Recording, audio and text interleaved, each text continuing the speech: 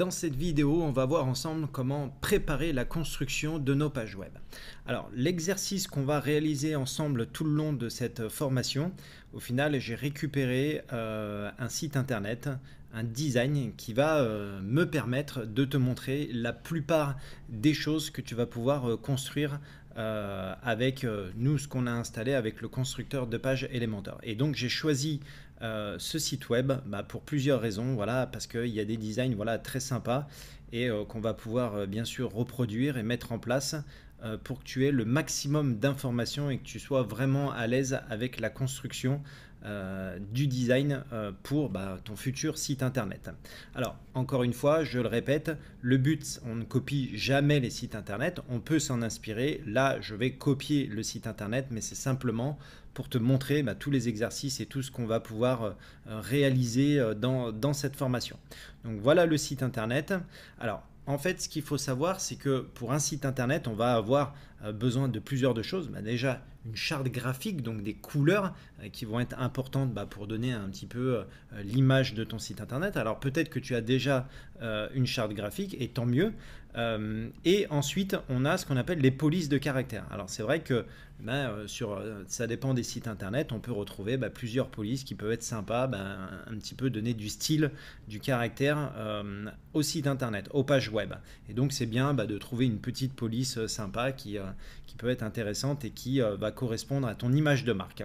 Donc en fait, il y a plusieurs possibilités. Soit déjà tu connais ta police que tu veux utiliser. Alors il existe plus de 3000 polices Google. Je te montrerai où justement aller voir sur les pages pour trouver les polices Google. Mais moi, comme on va reproduire ensemble ce site internet, et du coup j'aimais bien les petites polices et donc du coup je vais les récupérer. Alors c'est sûr que de mon côté, j'ai des logiciels qui me permettent, des petites extensions Google qui me permettent d'aller récupérer, de voir les polices qui sont en place sur le site. Donc comme par exemple, voilà, ici on a une police, ensuite ici on a une autre police, bon vivant, voilà, et ensuite on a une autre police, Butler ici, ultralight. Donc voilà, ensuite on a des polices à peu près standards pour ce qui concerne les textes, donc ça peut être Highway, ça peut être Arial, ça peut être Time New Romance, voilà. Donc au final, le but c'est d'aller, moi je vais aller récupérer ces polices là et je vais vous montrer comment télécharger les polices que vous pourrez installer sur votre site internet. Donc j'utilise ce petit logiciel, donc là on a vu que celle-là c'était Bon Vivant et celle-là c'était Butler. Donc je vais me rendre sur Google et je vais taper Butler Font. Et là, vous avez le premier site internet, voilà, c'est Dafont qui propose beaucoup de polices de caractère, donc tu peux te rendre dessus et au final, comme c'était Butler que j'avais marqué, c'est de suite là Butler qui va s'afficher. Alors il y a celle-ci, ultralight, il y a beaucoup d'autres regular, voilà. Donc nous on va essayer de récupérer, voilà, la ultralight ici, on va télécharger. Et voilà, et donc c'est téléchargé. Voilà, là ici c'est téléchargé. Donc pareil, tu peux faire la même chose avec ici, donc c'était Bon Vivant ici. Voilà, alors si tu as une extension comme moi Google qui te permet de récupérer, voilà, sinon tu peux aller chercher directement sur Dafont. Il y a beaucoup de polices et donc du coup tu peux aller récupérer voilà, les polices qui peuvent t'intéresser. Voilà, après à toi de voir ce que tu veux mettre pour ton image de marque. Donc voilà, une fois qu'on a récupéré la police, et tout simplement on va venir l'installer sur notre site, donc pour pouvoir l'utiliser lors de la construction des pages web.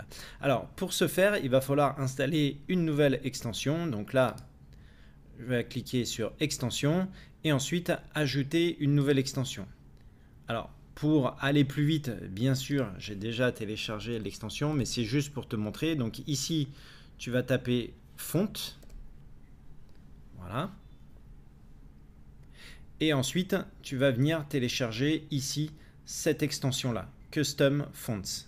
Ok, donc là, voilà, bon commentaire, 300 000 installations, mise à jour 3 jours, donc on est bon.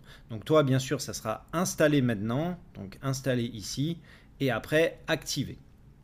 Et donc, une fois que c'est fait, tu vas venir ici dans Apparence, et tu vas avoir un nouvel onglet. Alors bon, tu ne connais pas vraiment encore tous les onglets, mais tu as un nouvel onglet qui s'est installé et ici c'est police personnalisée. Donc tu cliques dessus. Alors bien sûr, pour aller plus vite, encore une fois, j'ai déjà installé les polices, donc on a Butler et Bon Vivant, mais toi c'est très simple, ici ça sera ajouter une nouvelle police. Voilà, ici tu vas pouvoir marquer le nom de ta police, donc Butler ou voilà, et ensuite tu viens sélectionner un fichier et donc du coup c'est le fichier que tu auras téléchargé. Alors plusieurs possibilités, soit tu viens faire glisser le fichier directement ici, soit tu peux cliquer ici, ça va sur ton ordinateur, sur le bureau et tu viens récupérer justement ta police de caractère. Et alors là, moi ici dans la médiathèque, ça va s'afficher comme ça, donc j'ai Bon Vivant et j'ai Butler. Donc voilà qui sont déjà rentrés. Donc voilà au niveau des polices et bien sûr surtout tu n'oublies pas une fois que tu as téléchargé ta police ici, surtout tu fais bien enregistrer la police, sinon elle va pas se mettre en place. Donc voilà comment télécharger une police, plusieurs polices.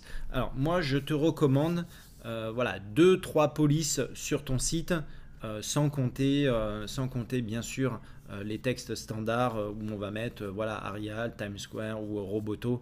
C'est des choses qu'on retrouve qui sont assez standards et qui sont faciles à lire pour les utilisateurs. Et donc du coup voilà, je te recommande 2 à 3 polices grand maximum. Après ça va être compliqué et même au niveau de Google il n'aime pas trop quand on commence à avoir 15 polices différentes.